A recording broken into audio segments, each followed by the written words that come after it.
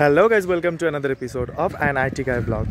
তো আজকে চলে এসেছি হায়দ্রাবাদের একটা অত্যন্ত ফেমাস টেম্পলে, যেটা হচ্ছে চিলকুর বালাজি। চিলকুর বালাজিকে অনেকে ভিসা বালাজি নামেও জানে, কারণ অনেকের যারা মানত করে যে ভিসা হচ্ছে মানে অন্য অন্য দেশে যাওয়ার জন্য ভিসা পাচ্ছে না, তো এখানে এসে ভিসার জন্য মানত করে। তো সানডে আজকে বেরিয়ে পড়েছিলাম, কারণ বাইক কেনার পরে তেমন একটা খুব লং ট্রিপ হয়নি, তার জন্য আজকে বেরিয়ে পড়েছি। বেরিয়ে বিকেলবেলা বেশ ছামাই ছিল, তাই জন্য চলে এসেছি চিলকুর বালাজিতে। এটা হচ্ছে সামনে যে মার্কেটটা রয়েছে, মার্কেটটা মধ্যে তো যেমন বললাম যে এখানে সবাই মানত করতে আসে ভিসার জন্য, তো সেই কারণে হচ্ছে এখন সবাই দর্শন করছে আর চারিদিকে হচ্ছে পরিক্রমা করছে।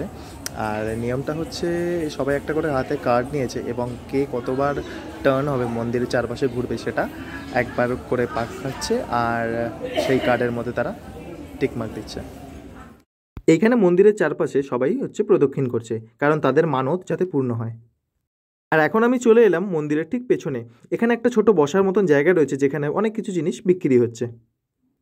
মন্দিরের এক্সিট গেট দিয়ে বেরিয়ে দেখতে পেলাম একটা ছোট মেলা মতন বসেছে, এবং এই দোকানগুলো প্রত্যেকটাই পার্মানেন্ট দোকান।